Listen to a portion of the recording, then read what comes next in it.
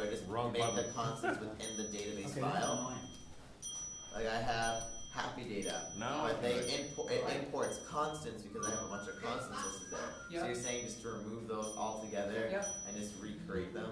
Yeah. Okay. But don't even, so what does, yeah, so what are the methods for happy data don't actually, they just involve bottles, right? They don't involve a database. So instead of a database, just have an array list of bottles. Well, Can't you do that?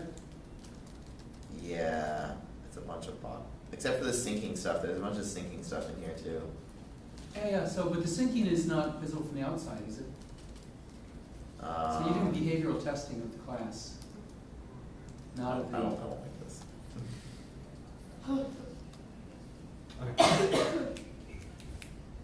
It's on, right? Okay, let's go. So we get going. So, how to go with the whole board? Very well. Yeah. Except for this part. Talk about it. PA5 was, I liked it. Which one was that again? The Java tree, the 20 20 questions. questions? Yeah. Todd just got it. Todd sat down and like 2 hours later. It's just like this. Yeah, focus. Yeah. That's all you gotta do. And it's a classic problem. I mean, Yeah. you guys were right. Tim and I have seen it 100 times. Because it's kind of magical. It's kind of like fake AI. Because we first go, oh my God, it's actually figured this out. And then you go, oh, is that all there is to it? So, how about the debugging related homework? Well, the first one was pretty easy too. Like I followed it along, and Yeah. then it was simple. I just implemented a divide because that's like the first thing that came to my head with an exception, arithmetic exception.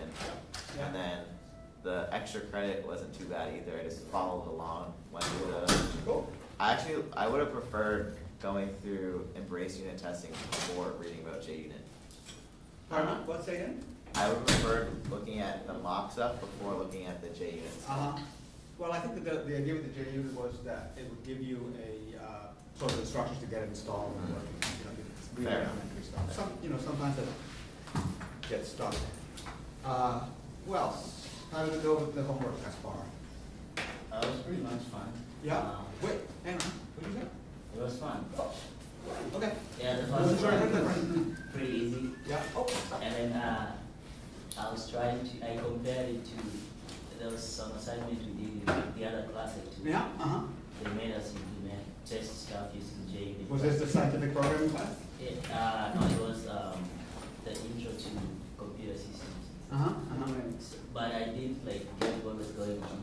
So Yeah. I kind of went back to my code and everything now made so much sense. Cool. Great. And then I tried the mock class. Yeah. And it was so much fun. Yeah. I think it's pretty much makes life so much easier, especially when you're writing a huge chunk. Right. It's makes your life so much easier because then you can just test bits as you go, Right. segments of the code. Yeah. Which is, I think it's a very good way to design. Yeah. Hey Todd, did you actually, you didn't look at this, did you? The embrace unit testing? Did you?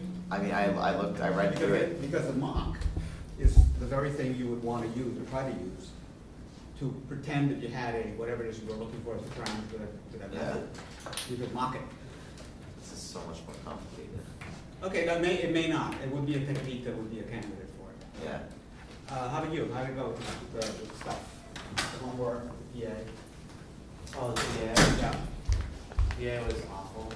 Yeah. The homework was okay. Yeah. I ran into some trouble. It wasn't as straightforward. Which on the first one? On the- Yeah. Yeah.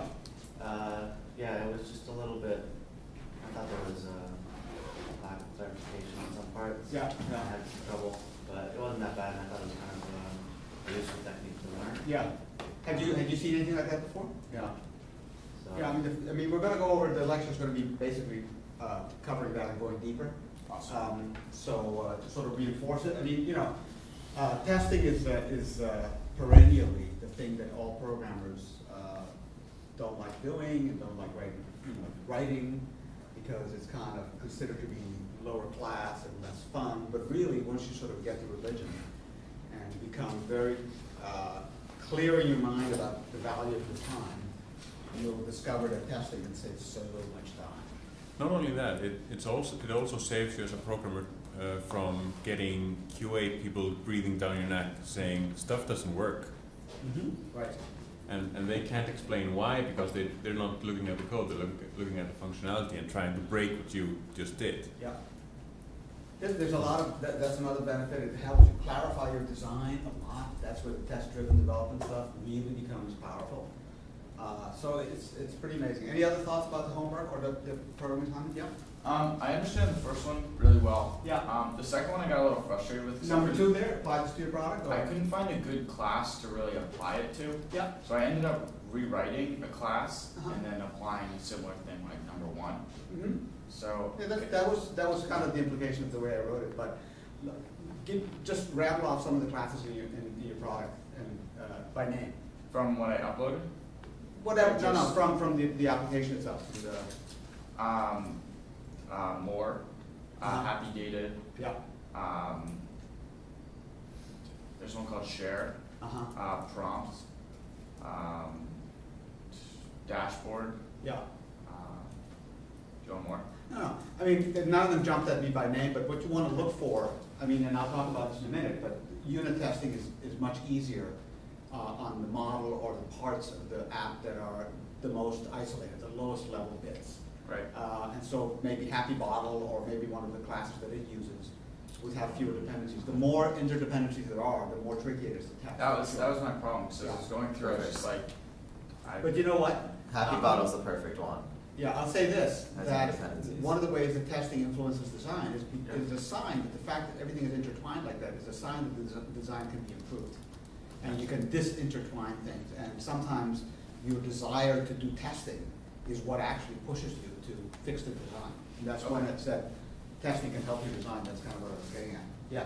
Yeah, I had the same problem because we have an entity within our app and it was an abstract class. Yeah. And so, and it was implementing something, so I had to get rid of the implementing Yeah. and make sure it was an abstract class, because when I was testing it, Yeah. you can't create a new object. Right. So I had to make it a regular class and change all that. Yeah, it's kind of hard. I mean, I would say it's kind of impossible to test an abstract class with any of these techniques. You have Yeah. to create a non-abstract subclass out there or use one of them. But you would think by name that your entity class and the whatever you have, the giraffe class and the obstacle class, whatever they are, the enemy class, those are all sound at least very data-ish.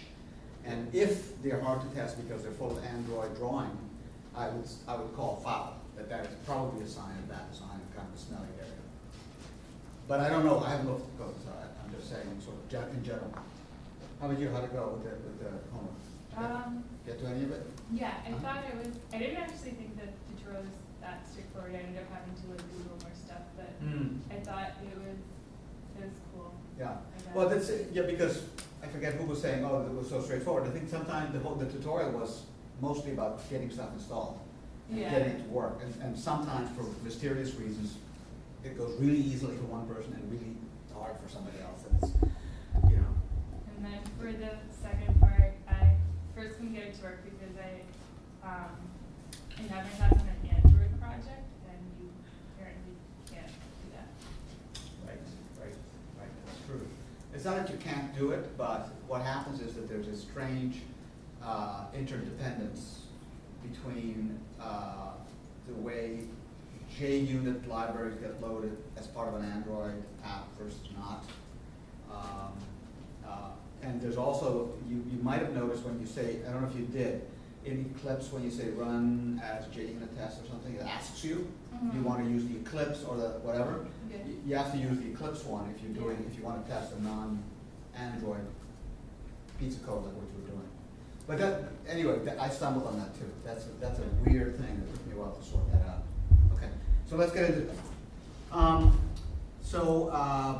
Learning goals. So we're going to talk about testing. Let me make it a little bigger.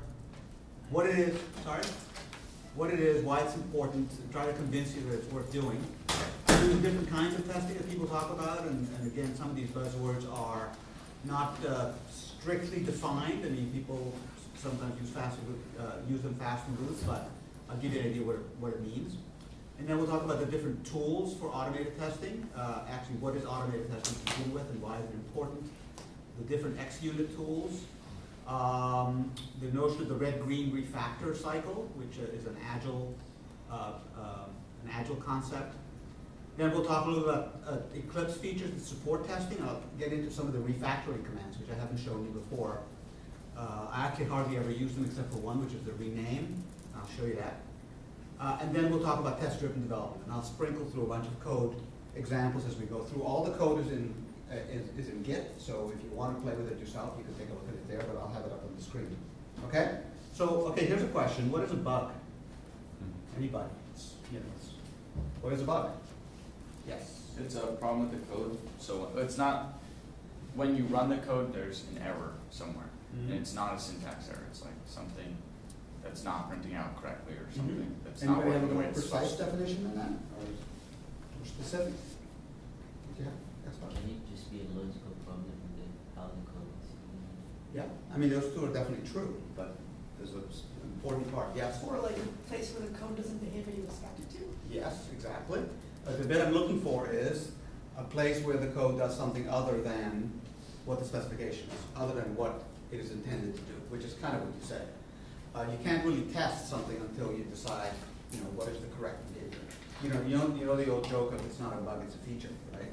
Well, there's a lot of things that if you're in a software development shop, and the way it works is that towards the end before a product gets released, they have a process called bug triage. And bug triage, the way it works usually or often, is that people have been submitting bug reports either to developers or if you have a quality department and they have been, or users, and you have a long list of these bugs, and you're trying to ship the product and load it up to the Android store, on next Thursday, and you can't fix them all. So bug triage is the process of discussing, should we fix this bug or should we not fix this bug? And usually you have representatives, the product owners there, the engineering programmer whose code that looks like it behaves is in there, and they basically have very quick stand-up meetings about each bug. And so the discussion about is it a bug or is it a feature is a very significant one.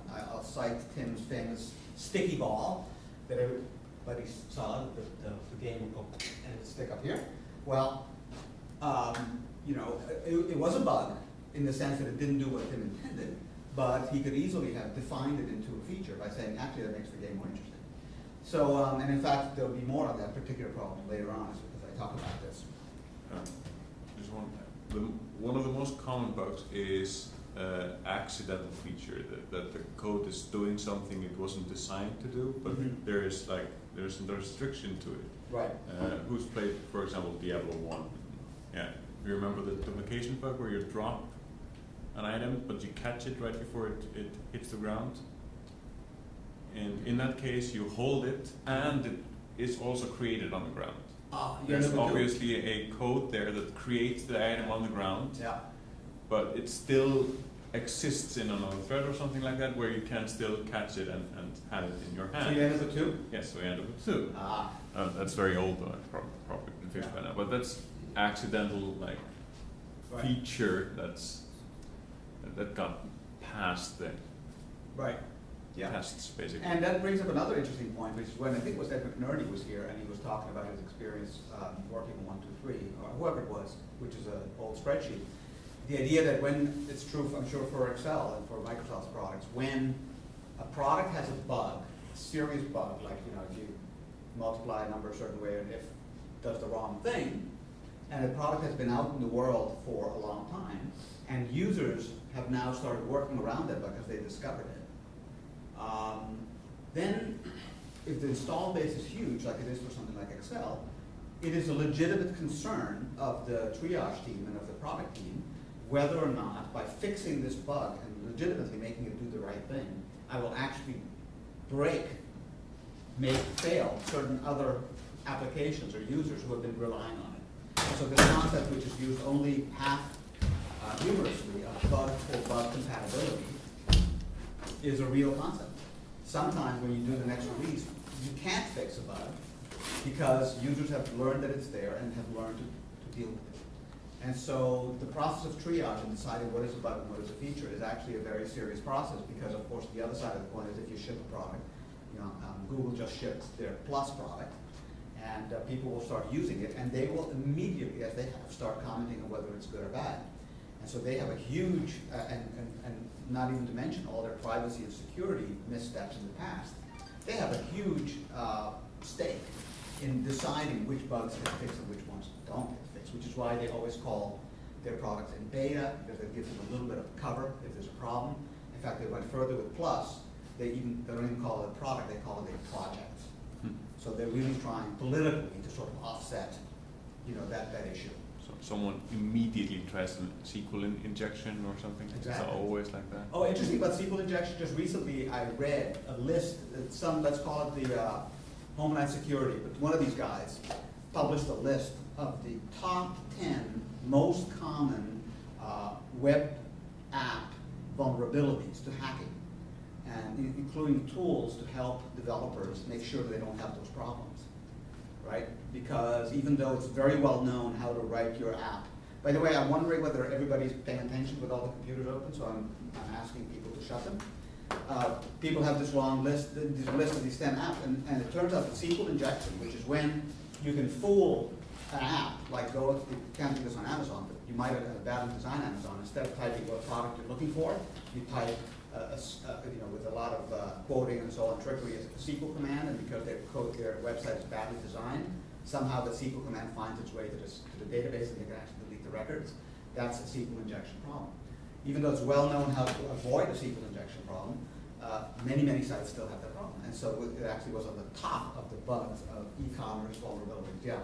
Something like that just happened to PlayStation when their network got hacked. Is that right? Was it no, injection bug? there's no way SQL to SQL injection. No, they have like phishing and stuff. Yeah. That doesn't protect them from SQL injection. It only has to be one field that's not properly checked. handled.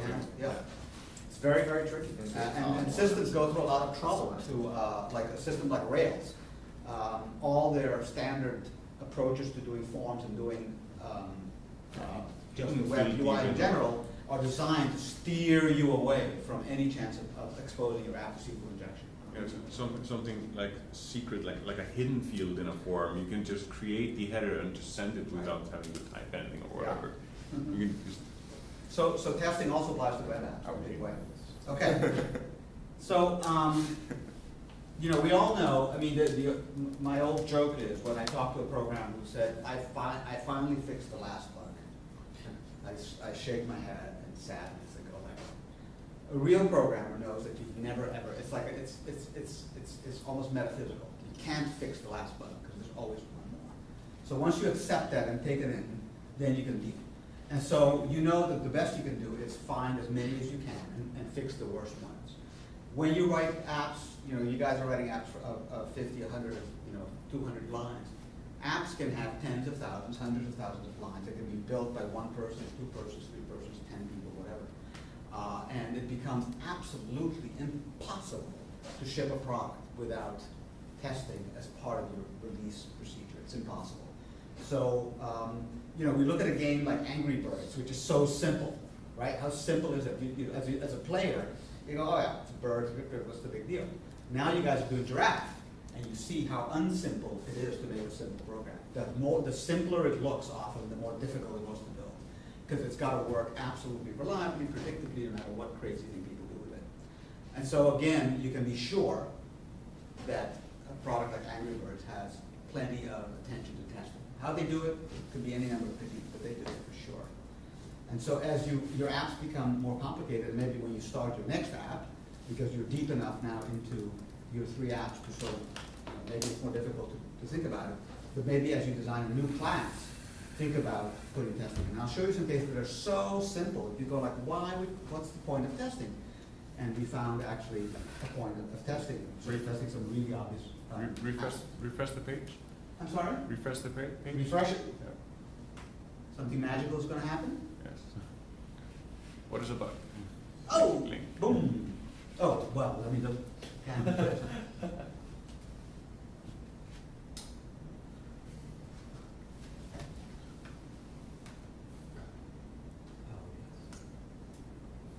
Call them little body tables.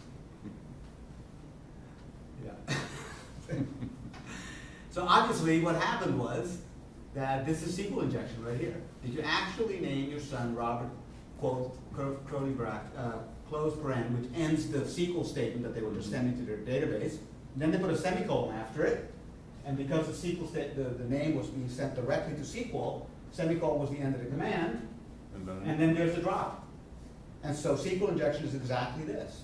You put in a value of a form, you put something that looks like what they were looking for, name of the student, and then you put a quote, semicolon, and then a command. And the stupid app sends this as is to SQL. In other words, there's a set value, something coming with this name, and bam, SQL drops it If you there. go back and do another refresh, I have another one.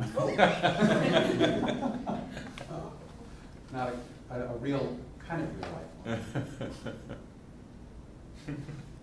Oh, Did where? it come in?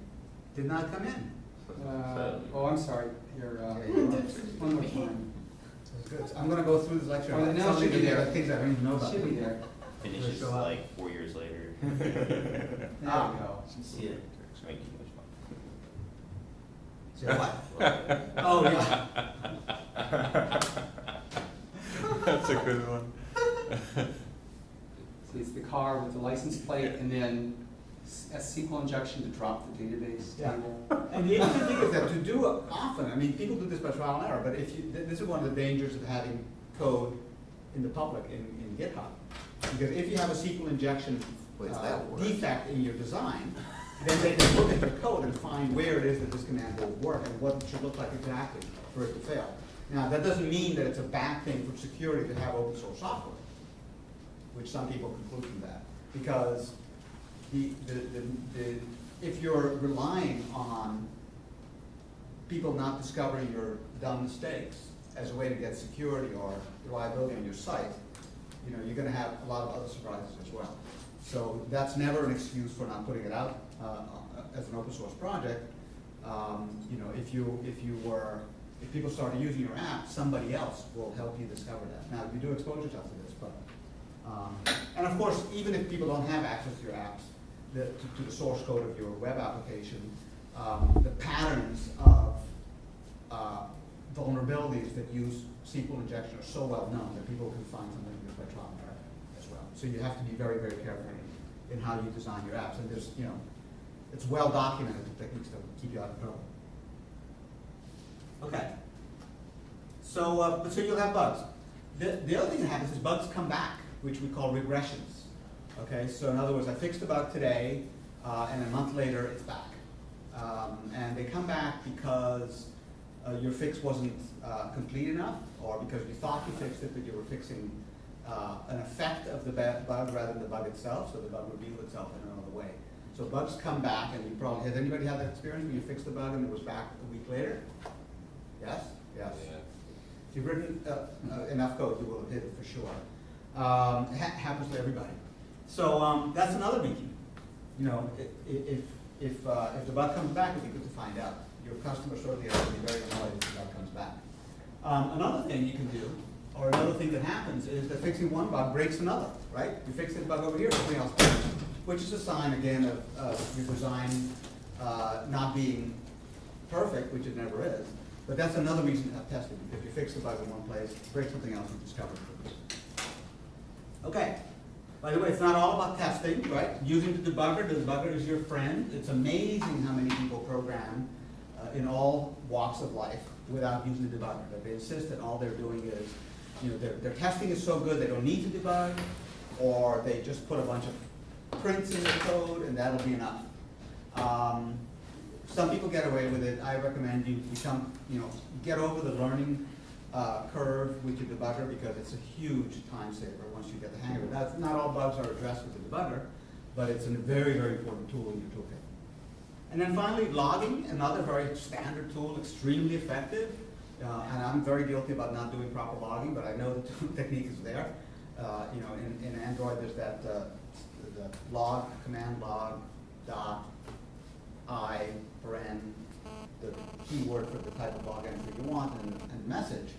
It turns out, and when I get to Android to clips I'll show you, you know, those messages get put into logcat. That's one thing. But the second thing that you might not have noticed is you can put a filter on logcat to say only show me messages from the category, you know, giraffe. And then instead of having a million messages, you see the 3 logs that you care about.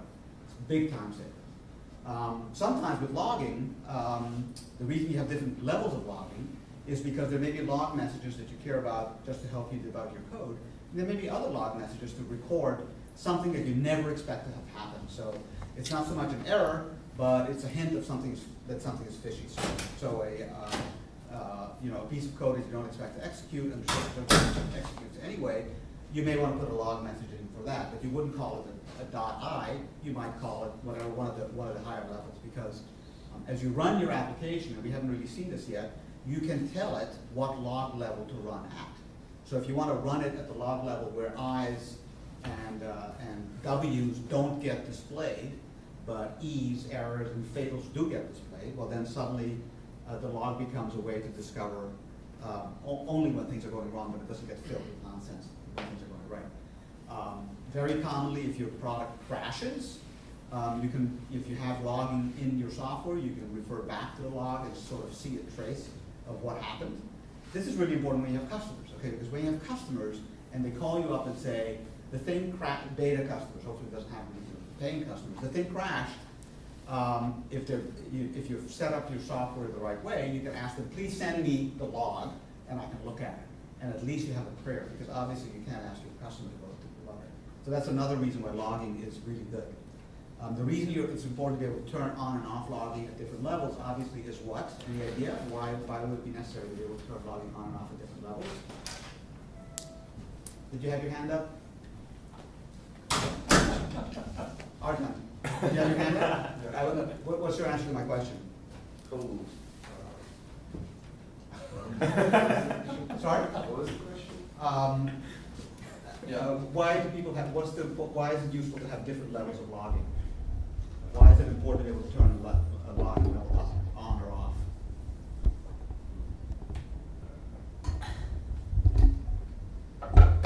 Anybody? Yeah. They can only see the messages they want to see. True, but another reason, yes. Well, when you actually release your product, you don't want people to be able to see those log messages. Right. One more reason. Anybody? Performance. If you put a log message in a tight loop of some kind, because you really want to see every motion that the giraffe's neck makes, it's going to slow the hell out of your app. So that's okay if you're looking for a problem. When you're actually running it for a customer, you obviously don't want that for performance, as well as storage. You know, a lot of things do take up space. So that's why you have these levels. You can encrypt the log if you don't want them to. The levels being like V, D, I, W. Exactly. Yes, exactly. And somebody asked me the other week, what exactly does each level mean? And there's not hard and fast definitions for them, except that it goes from the stuff that is I want to see no matter what, to the stuff that I hardly ever want to see. So I is like, I only want to see it when I'm really looking at this module. Then F, I want to see no matter what, because it's something totally wrong. Yes? Are we only going to be using the JUnit debugger, or are we going to actually have experience with actually using the built-in debugger? No, JUnit is not technically a debugger. Okay. JUnit is a code library to create automated testing. So we'll be doing both. We'll be doing both.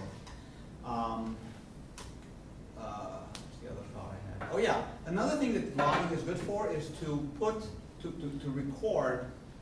Sometimes they call them assertions. To record the things that you believe are true about the code. And you're absolutely sure there's no way in the world that at this point of the code this parameter is going to be null. You know, because you wrote the code and you know every path. Well, it might be a good idea to put an error that says, if it's null, assert error or assert fatal. Because then those things, not assert, I'm sorry, log that. Those things, and sometimes you may want to throw an exception too, but the notion of putting a test in to test a condition that you're like 100% positive will never occur is not a bad idea. A version of that is an if then else. You might do if animal is giraffe, or component is giraffe neck, blah blah blah blah. Then blah blah blah, else blah blah blah. So I want to do something with the giraffe neck or the giraffe body. So you know it's either a neck or a body. So you say if it's a neck, do this, else do that.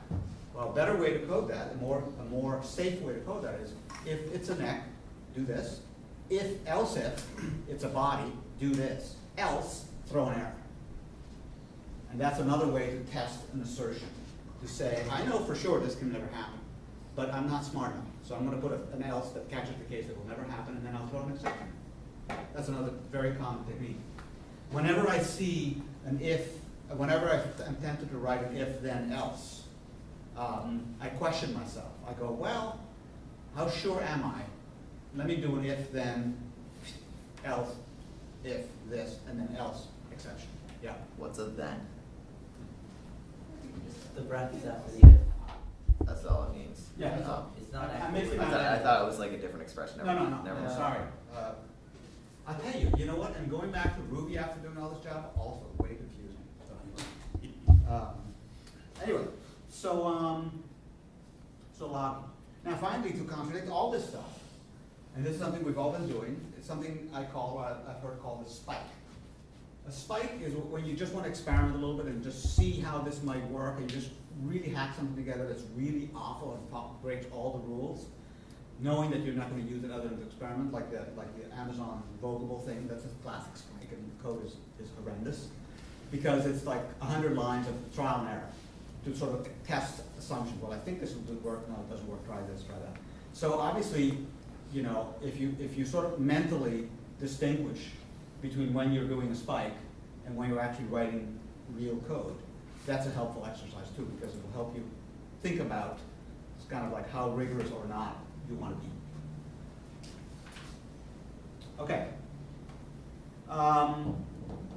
In the old days, and this is not a universal truth, but it used to be much more common to have quality assurance or then quality engineering departments. So the development team and many companies still do this. I don't want to say it's not done anymore, but it used to be de rigueur that you had a dev team and a test team. That's what Microsoft always did. I don't know if they still do it.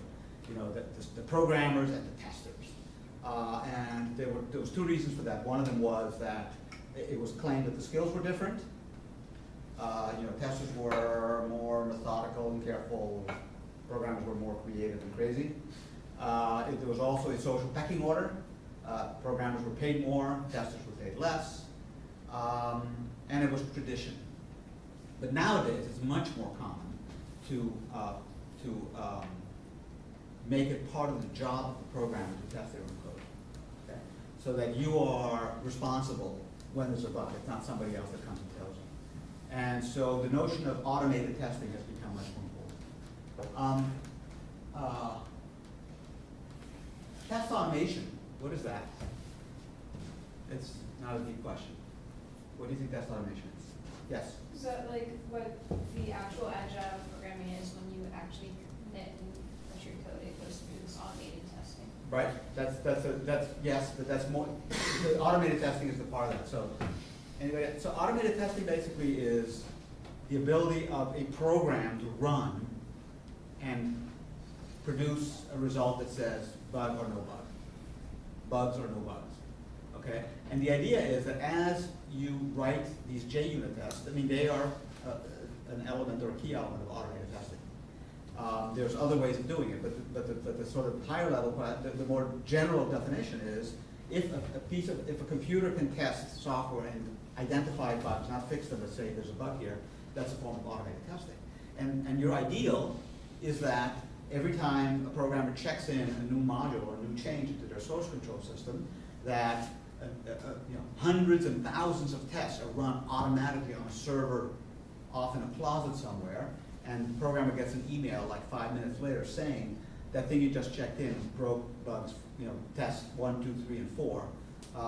You know, go fix them before you know, go to lunch. And that's very, very common. And it's a huge productivity enhancer because it avoids the problem that's also very common, which is I do a get on the next version of my source for my product, and some other programmer introduced a bug and the thing doesn't compile anymore, and I have no idea what they're doing, and I'm suddenly dead in the water.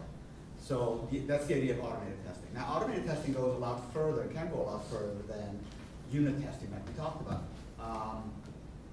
What would be the problem if I had an email client, sort of email program, I want to type in names, you know, addresses, and the message, and I want to test that automatically. I want to have, how would you even imagine doing that? How would you imagine doing, I wrote you know, Outlook on Windows, and I want to make sure that in my next build, a user can still type an email and send it.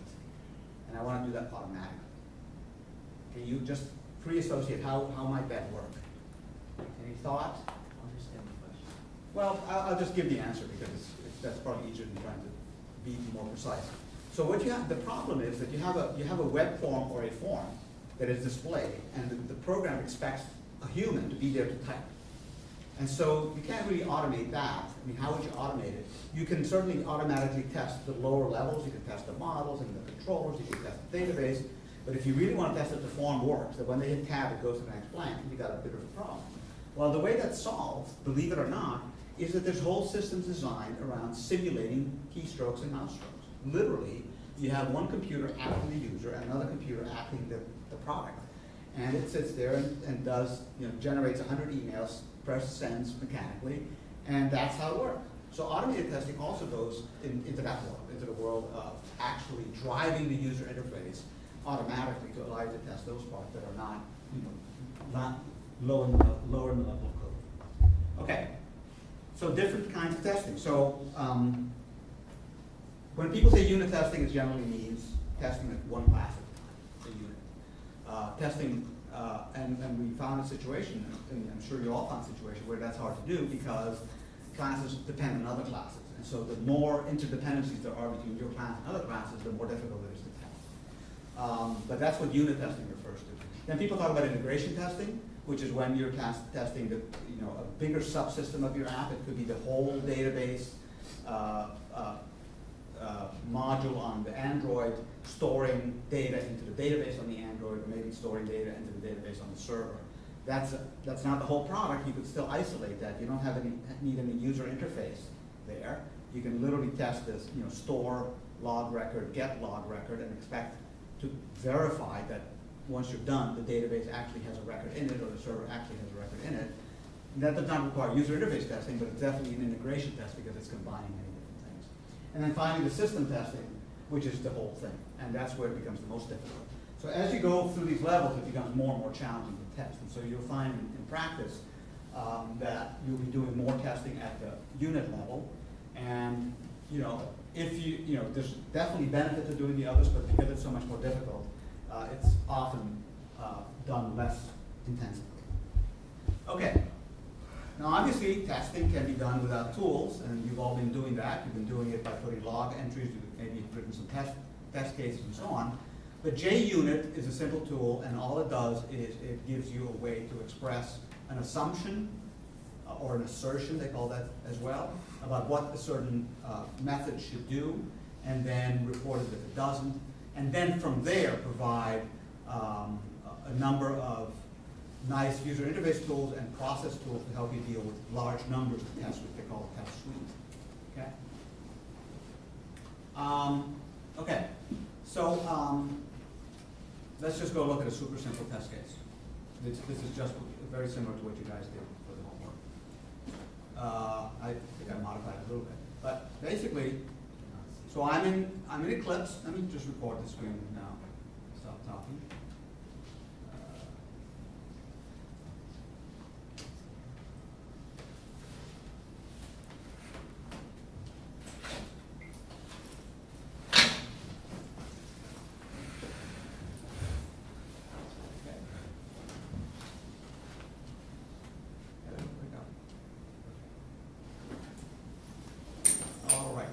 So anyway, so we're in Eclipse here, and I'm going to take a look at some of the things that are going on. So as you saw, obviously you got to import some libraries, which is basically the unit test library, and you will have seen in Eclipse that you have to pick between JUnit 3 and JUnit 4. JUnit 4 is the one to use. I can't even say exactly what the differences are, but one thing is that JUnit 4 is using these annotations, which is a Java language feature.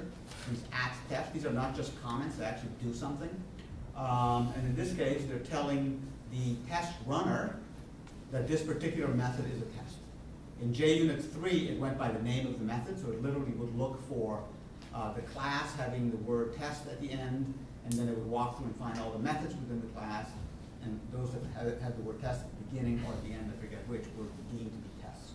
Now they're using these @ annotations, which are in a way not part of the program, but they're a little bit more than comments. They're kind of in between. They're comments that have specific meaning that are used generally by pre-processors or post-processors of one kind or another. And so they actually get tested. The compiler will verify. If I put an incorrect thing here, that's a compile error, because it's not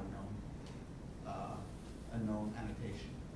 So the procedure with a test, as you know, is you write the test method, and it includes in it somewhere an assert statement, and the assert statement there's a handful of assert statements that are available, but basically in this case, I'm asserting that when the instance of magic math called tester is given a method called multiply with parameters, that the result is 50.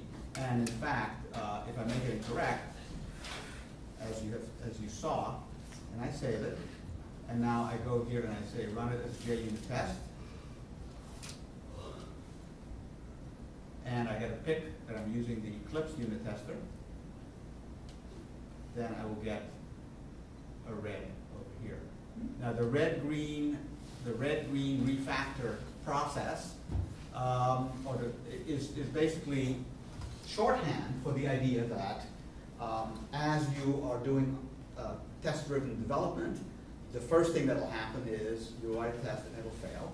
The next thing you'll do is fix the test, fix the code rather than make the test not succeed. And then often, as a result of fixing the test, you might decide to refactor the code and run it again. One of the definitions of refactoring is making a change to the code which does not change the effect of the behavior as demonstrated by test passing. So if you have a good suite of tests, automated tests, and they all come up green, and then you refactor, you run them again, you can find out if your refactoring was valid if you get green again. Okay? And so that's a very common way. You think of your automated test as a safety net that protects you while you're doing the very important work of refactoring. So if you decide that you want to change something from being private to being public, from being public to being private, you're pretty sure they're all covered, you can run your tests. And because sometimes those don't provide compiled errors, but they will provide runtime errors. You run your tests, you find out. Yeah. So you just make this JUnit file, like this test file. Yeah. And it has all of your methods in there. Yeah. And as you go and you change the code, you can just keep editing it, and it'll just. Well, you have to run it. I mean, yeah, exactly. And you know, the next step is there's ways of configuring Eclipse so that whenever a source file in your source tree, notice I have two trees here, or maybe yes I do. Test, yeah, the test and the source directory. I don't know if the tutorial made that suggestion. You have a separate directory, so that, and the reason is of course that then when you release, you can not include the dot classes of this because they're all segregated. Writing test files is almost like a completely different thing.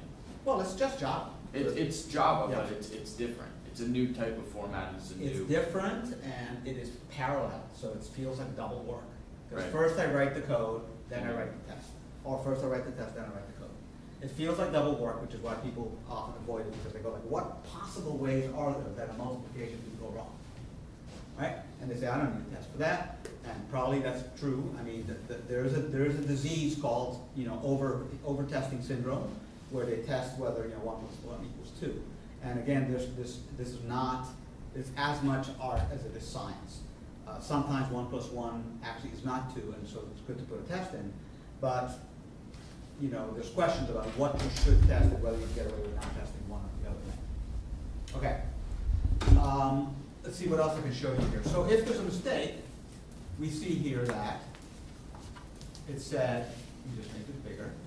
If there's a test failure, in other words, it says result expected. So that word result is coming from this word result here.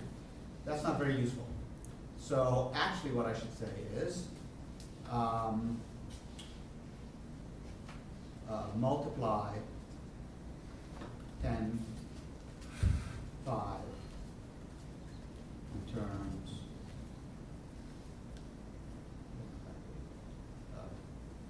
multiply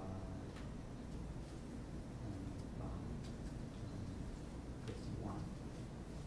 And now when I run it, of course this is silly with a single example, but and I hit this button here, by the way, which says rerun test.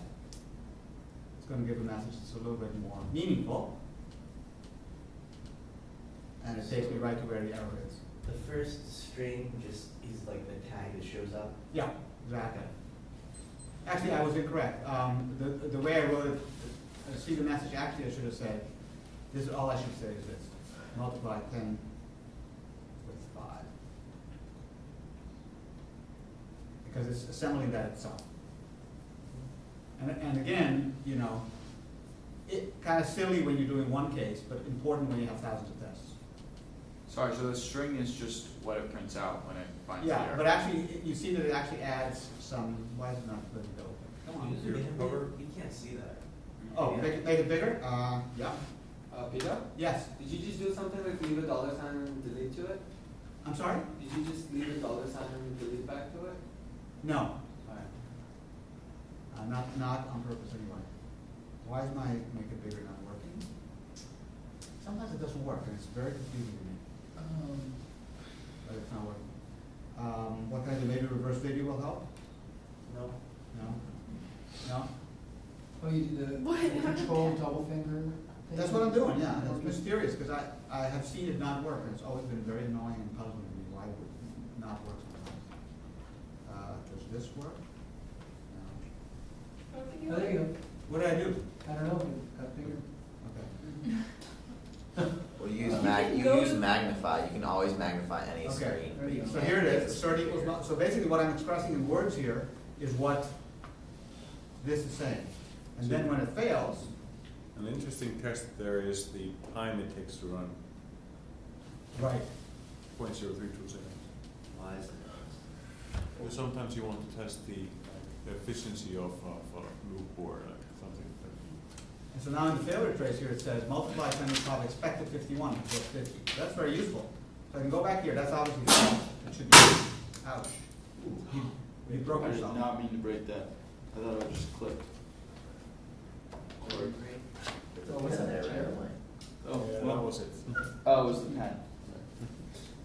Okay, I'm gonna go back to this, but I, Yeah, so that's like a computer. Yeah. Yeah, It sounded like a computer just got Sounded fried. bad. it's not bad, it's not bad. And the JBS takes its second cat. Let me see what else I can show you in this very simple case here. Actually, I have a question. Yeah, sure. Let's pretend you throw, Sorry? let's pretend the test expects an error, so you put the error in, that you expect in the test annotation. Mean Yeah. exception. Sorry. But then you put it in a valid example. It Would does not still, have an exception. yeah, wouldn't it still put out that it's an exception? Yeah, no, it would say there's no exception, let's test it. So, is that how you write, is that how it works? I always forget the syntax. I don't know. I think there's a space, like, Test exception, create, change. Do you think there's a It's space? like I mean, if I could look tests. at if I can show it to you, I can bring it up, but I can't use my computer, so I can't show I think it. it's one word. Come on, anybody quickly look it up? I'll look it up I can now. Maybe it's Now I a can look it up. lowercase e. All of a sudden it's legal. That's it on, no. Maybe it's exception. Crap, I took it out. I don't remember. Oh, whatever it is, it would, if the world is the way it should be, it would give me an error saying expected exception did not happen. Alright, here we go. It's test, parentheses, Oh, expected equals, and then exception dot class. And expected should be lowercase. oh, okay. So I think what this is saying is that if I want to interpret what the meaning is of this phrase, I'm going to guess that the annotation syntax consists of a keyword and then optionally a set of parameters. And so somewhere else, maybe in the JUnit test library, there is a thing that defines how this particular annotation works. But now, it's supposed to be an exception, so we're going to run the test again and let's see what happens. There, expected exception did not happen. Well, my thing is more like you put in an expected, right? But theoretically, you could trick yourself, being like, oh, I'm expecting one thing, but it didn't actually happen, so now I don't know what the result should be. So for example, I did divide, and I have my assert equals whatever 1 test or divide 10 1, but I'm expecting an error, and I say, oh, there's no error, but then I switch it over to 0. Again, it's going to be like it's okay. So oh, that means it's 1, or is it the error? Like it doesn't specify. I don't quite understand your question, to be honest. So, can you switch from multiply to divide? It makes it a lot easier to show. Okay, well, let's do that. Let's do exactly that. So this is no longer an exception, let's make this go away. And I'm gonna write a new test. Public, void, test, divide. Regular class, right? Nothing special. Magic math, I'm gonna make another one. Tester equals new, new magic. Control space completes it. Just a little, I'm just gonna throw in tips as I go. And then we'll say assert, okay, tell me what you want me to say. Oh wait, I guess you don't even have to put in you don't have to put in expected at all. Where? In the test. Here? Yeah, you don't have, no, the asterisk equals, you don't have to put in Oh, expected. you do, I'm waiting for you to dictate to me what Well, you don't want have say. to, I just did it, you don't have to. If you throw an exception, you don't have to. Oh, right. That wasn't clear at all in the Okay, I see. JBS thing. Yeah, you don't need the assert, I see what you're saying. The assert is not necessary because what's being tested in this test is not an assertion. Now, query, what would happen if an assert failed before the exception happened? Would that be reported as an assertion error? I wonder. Yes? I don't understand what's going on right Okay. What part? This, what I'm just doing right now? now. Yeah, What he's asking? somehow he understood something. Okay. Here's the question, I think. Let me restate it. So we had test, exception, oh, sorry. Exception, Expected. expected equals class. Oh, because you're defining what expected is in the annotation, so you don't have to put in Exception. expected. No That makes class in sense. the beginning. Oh, thank you. And even an arithmetic exception. Yeah, Okay. you can make it more specific. So the question he had was, Yes. if the thing does not, reports there was an exception, then how do I know that in fact it was also giving the right answer? And my answer to him was that if, in the case of testing for an exception, you don't generally combine it with an assertion as well, because all this is saying is that by the time, before this method completes, an exception will have been thrown, without respect to whether there's an assert in there or not. Can you show this in real time? I think so, yep. Let's do this. So, like, my answer to my question was that the expected overrules any expected that you put into the test. Okay, so this assertion is gonna fail, but there's also an exception happening here. And the question is, what's gonna happen in this? Why does it say this is not useless? It's right here. Why are you saying that to me? But it is. Oh, it's never read. No, it's assigned but not read. Okay, fair enough. So 1 divided by 0 is gonna give an exception, right? Divided by 0 exception. Because it's not an int?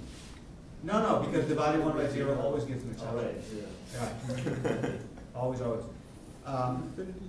And so the question is gonna be, this assertion is incorrect. Tester multiply 10 by 5 will not return 51. However, this is going to do the expected exception. So without this line, this test should work just fine, right? Because we expect an exception and we get one. Bam, green, everybody's good. I don't really understand why the exception is there and not in the testing place. Wouldn't you want to be testing an exception in the other class? Oh, well, but some classes are designed to give an exception. I mean, if I want the math thing, in fact, this would be a good example. I would like my magic math to return an exception if I divide 1 by 0. I expect that. So I may want to check that it's actually doing that. So proper behavior of the class is to throw an exception under these circumstances. I want to test that. But you're not putting that into the magic math. No, I'm doing this. I'm just doing this in a fake way to illustrate. You would never do this. How would you do it in the real way? Well, I mean, if we had a. I'm just confused. I want to know if there's more than assert equals. Yeah. Oh, there are. Oh, really?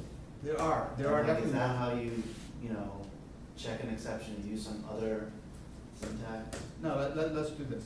Class, public int divide int x by int y. And I'm gonna just simply say return x over y. Oops. Very simple, right? Correct. Boom. Now I'm gonna test that. Forget this nonsense here.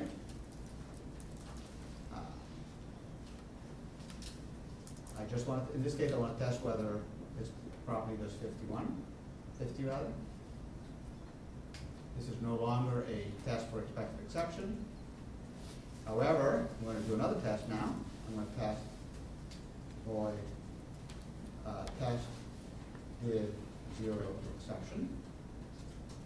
Perfect. Yes. What did I do wrong here? Capitalize. Public. Okay, and I'm going to say magic math tester equals new magic math. Assert. No, I'm just going to call. I'm going to just call. I don't have to assert anything. I'm just going to say tester dot divide.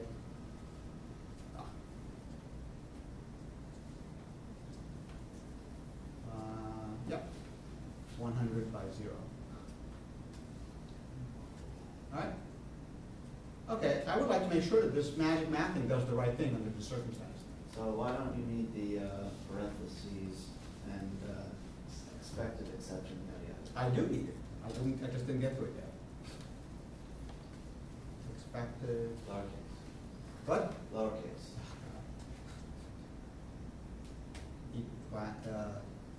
Exception dot class. Like that? Yeah. Okay. So this is going to now test A, that this thing knows how to multiply 10 by 5, and B, that it knows to return an exception under this circumstance, which are both documenting the correct behavior of this class. Okay. I'd like to know that it does this, okay? So I write these tests, and I run them, and I get all greens. 2 tests. This one worked, this one worked. And that's a very, very real situation. That you may have very important logic of your system which relies on exceptions being thrown in specific circumstances and not others, and you may want to test that. Okay? So would you use that with like a try catch if you wanted to have like a specific exception? Well, you could just be more specific here. But you're right, here's what you could do as an alternative, it would be very ugly. You do a try catch in the body, so let me just do that to show you. Public.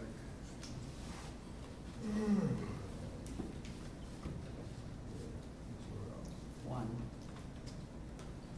And now I would try.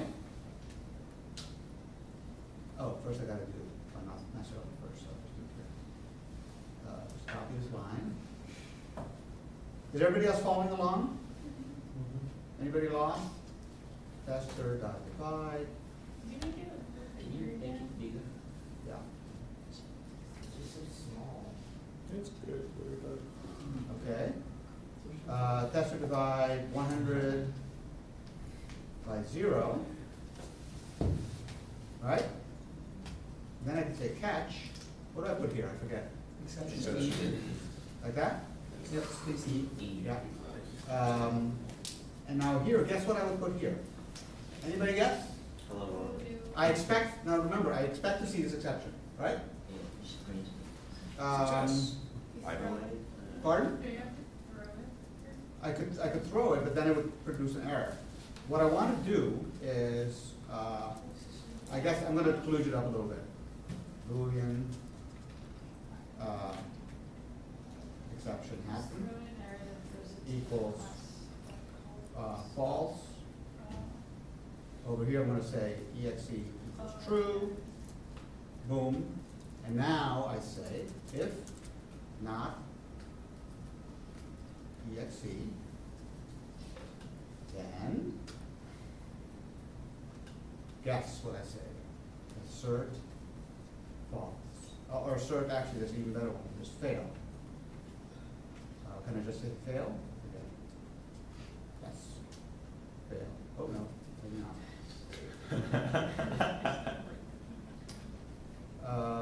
Epic. Huh? No. I just do it this way. Assert You can equals There was a failure there too. 1, 0. I know 1 is not equal to 0. That's an assertion error. You see why this is doing the same effect as using the nice exception annotation? Michael? You don't? Okay. So basically what this is saying is, I'm going to set a Boolean variable to false. Don't know yet what's going to happen. I'm going to do the divide by 0. If there's an exception, I'm going to be in this exception handler. I'm going to set this to true. If I get here with exception false still, it means the exception did not happen. And I assert something I know is not true, which is 1 being equal to 0, which is going to cause JUnit to give me a red bar. Ugly, ugly. That's why they created that annotation. I understand the second part, but I don't understand where on the first one with the This expected one? equals exception class. Yeah. Yeah, I don't understand how that throws the same error. Well, because you're exercising the JUnit library, and that's just, they do this, they basically probably have this code hidden from you, and then they invoke your test here. And they do something very similar, but they do it for you to make it clear. So at what point does it throw the error in? Like, in this case? yeah. It throws the error right here. But remember, who called this method? So as soon as you call that, it's calling the lower method, but somewhere in their code. Yeah, because remember, stop and let's try to hypothesize who called this method to begin with. I mean, I told JUnit run all the tests. I told JUnit run all the tests in, I hate this. Where is it? How do I get it back? Run all the tests in that file called magic test or whatever it's called. And it goes, okay, I'm expecting to see a class in here. I'm going to expect at least one, yes. I'm going to expect at least one method marked by add test.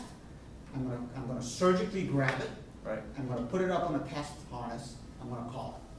Okay. Okay? And so it has a whole mechanism for doing that, because it's got to report the red and the green, it's got to count, it's got to give a little error message, all that stuff is being done behind the scenes for you. So that test, when it puts it up on the test bench for you, is when it's surrounded with a try-catch for you, and then catches it, and instead of reporting an error, because here's the other thing we can do, and then I'll definitely break, is what would happen if I did this? Query, who can guess? Anybody? Well, what if you amended a test within a test? Hang on. What would happen if I did this? It would go red. It would go red, saying, That there was an exception. yeah, exactly. And in that case, I have not stated that that's the correct behavior, so it's going to help you discover that this surprising thing happened, that an exception happened. In fact, it was an arithmetic exception divided by 0. In this case, I did not declare to JUnit that I expected an exception, so it considers it a mistake. So you can declare what you expect to see, either with that add test or with assert commands, Okay. and then it'll tell you if what you expected did not happen, and tell you in a granular way, step by step. Okay, let's take a break. See you in about 5 minutes. In 5 minutes, which really is 10. So it's 5. I think there's an exception there. And that's yours. Yeah. Are you using I'm using it. Just because I was being lazy.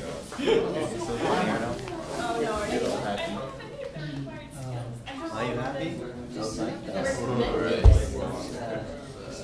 thing does work, it's really good. Who is it? But should I just like wait if you can learn?